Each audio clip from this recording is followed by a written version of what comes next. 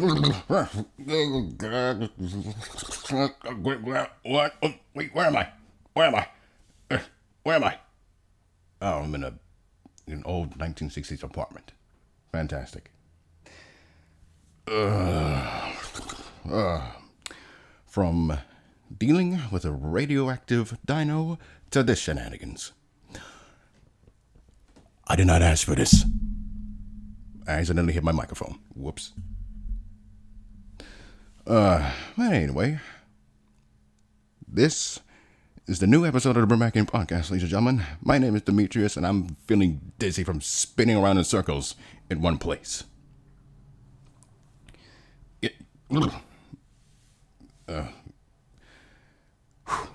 Okay. As we travel on throughout the years, more and more studios around the world have been developing their own monster movies because of the success of Toho's Godzilla, from Aegon to Gorgo and others.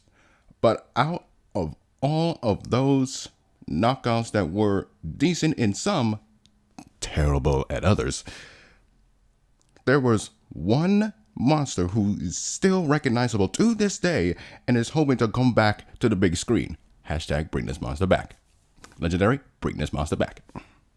Hashtag bring him back. Get that trending right now. And that monster is Gamera. Seriously, hashtag bring back Gamera. Get that trending right now. So, the background of Gamera, the invincible giant monster, that's what I'm going to call this movie because it sounds fantastic, is interesting. Noriaki Yuasa, the director at Dai Film Studios, was told by said studio to create a giant monster movie about, get this, giant rats. That sounds like a fantastic idea, does it? But two problems. Problem number one, the rats that people were finding in the sewers, gross, were not trained enough to be good actors. I can hardly see why. Problem number two, the health department caught wind of this production and said, listen, we contacted PETA, that's spelled P-E-T-A, and they told us to tell you to shut down this production or you'll be arrested for animal abuse. And that's exactly what they did. So with that idea dead in the water, not the water, the grave, you also came up with an idea of a giant turtle monster while on a plane, riding back to Japan apparently. And that is how we got this movie. Gamera, the invincible giant monster. Seriously, that title sounds much better. Surprisingly enough, this movie was a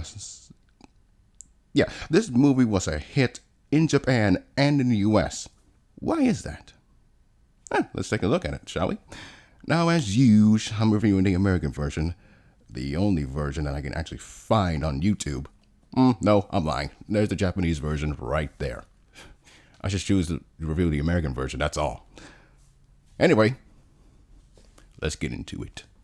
Transition, please.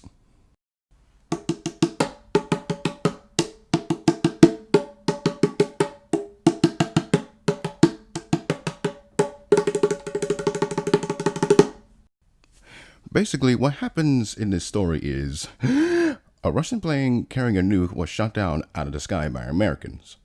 But upon impact, it detonated the nuke, opening the ice and releasing a giant turtle named Gamera.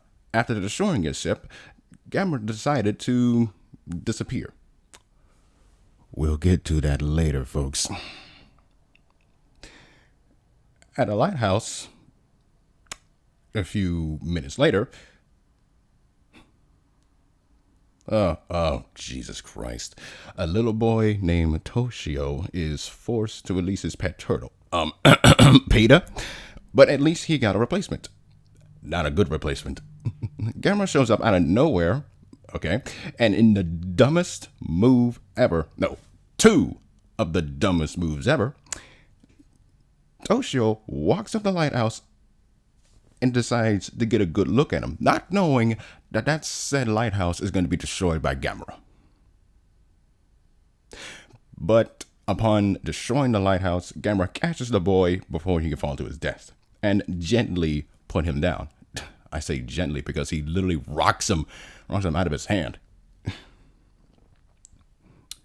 Damn you shenanigans. A few moments later, Gamera attacks a power plant. Suddenly, he just eats fire. What kind of diet is he on? I know the food source is low, but come on, did you have to replace it? A few ineffective weapons, including nukes, even though they never used them later. Conveniently, the JSDF has been developing freezer bombs in order to freeze him. They're gonna freeze his nuts off, apparently. Thankfully, he's on top of a hill, and so they can deploy these bombs. In the meantime, they're gonna detonate the hill with bombs. They do just that.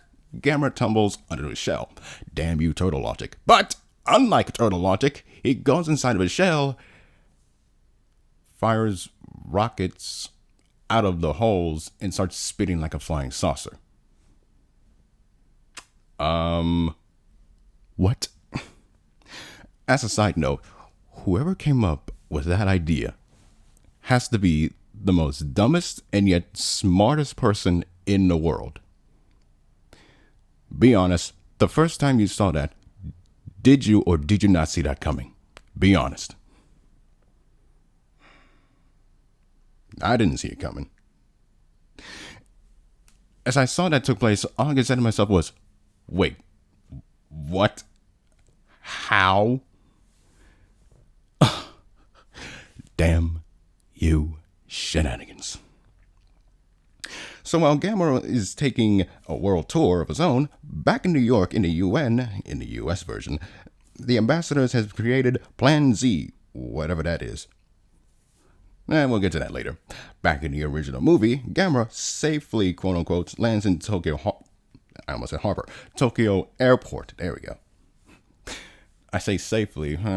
He wasn't cleared to land. There's too many planes in the airspace. But he landed anyway. Gamera is not a good pilot. Nor was he ever. And decides to end his world tour in Tokyo. Good for him, bad for others. So, the SDF decides to feed Gamera fuel train cars like sausage links. What? Okay.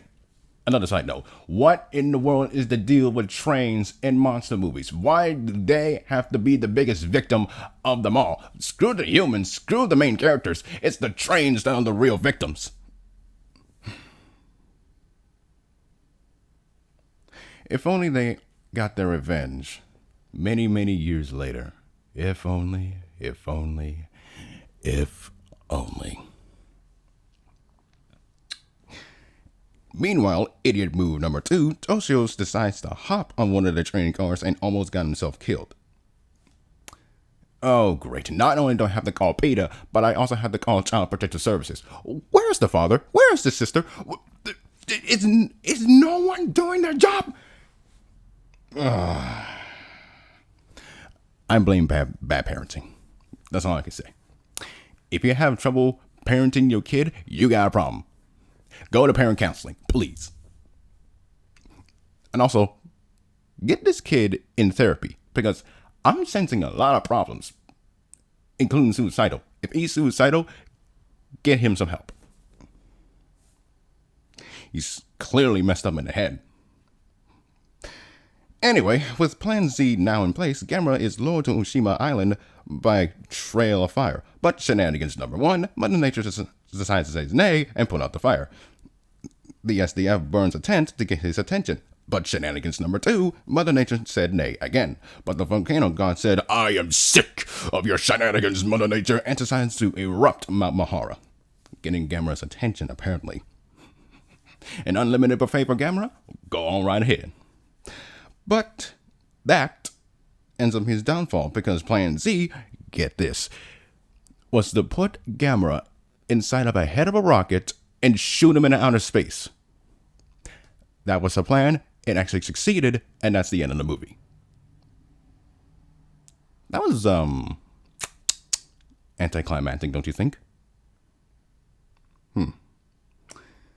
Well, that's the plot in a nutshell. When we come back, I'll let you know what I think of this plot. Hey, Lemmy.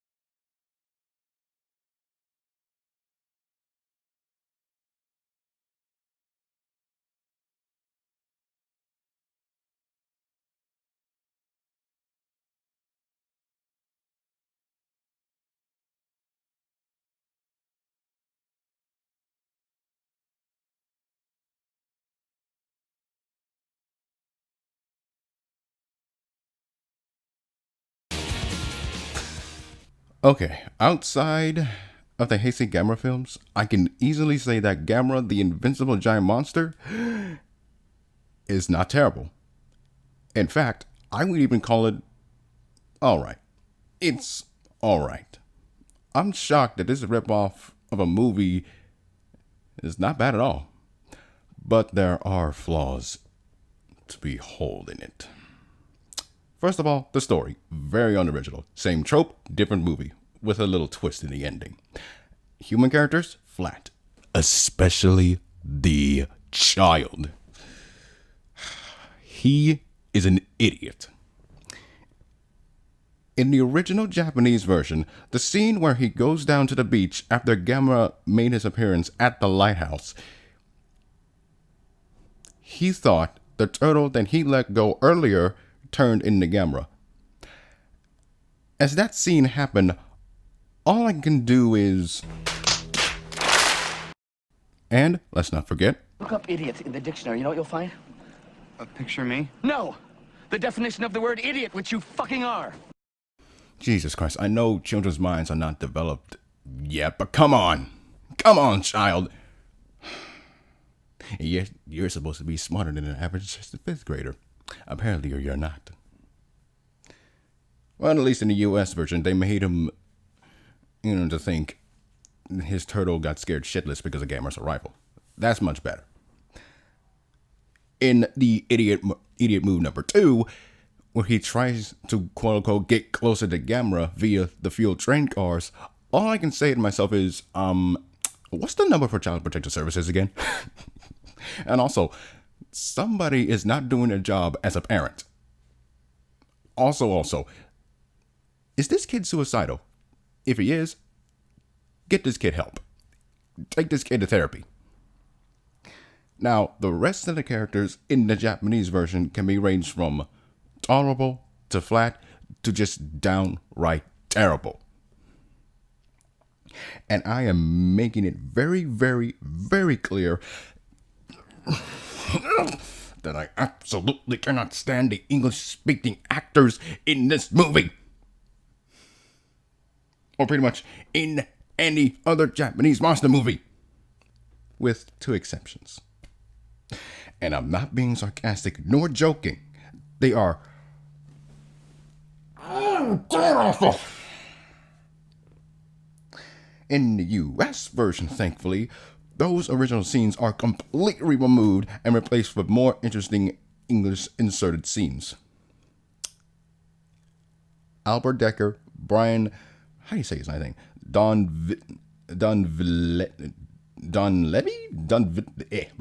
Screw it. Brian, unpronounced last name, Diane Findlay, John Barragray, and Dick O'Neill, and others are really good and actually put up a good effort in most of the scenes. Most of them, there's there's one part in the UN where it gets very offensive. Anyway, that's for the dub.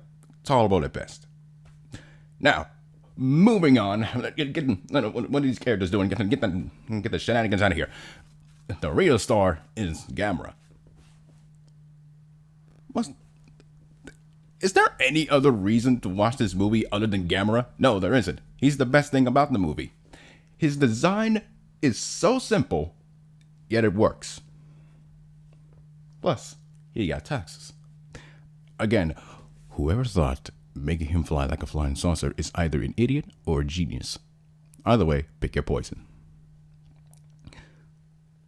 The music, generic for the time. Yeah. So, overall, Gamera the Invincible Giant Monster is alright. It's good for a rent and a watch only once. That is saying something. Giving it a final grade of 65 terrible decisions by one single child out of 100. Seek out the US version. It's widely available on YouTube. It's in the public domain, guys. It's in the public domain. Be thankful.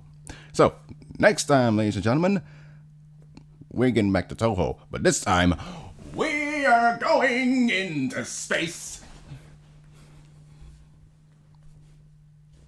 Convenient, because I accidentally attached myself to the rocket that Gamera was in. Lucky me, because the next movie that I'm going to review is Invasion of the Astro Monster. Until then, ladies and gentlemen, dismiss. Alright, where's my spacesuit?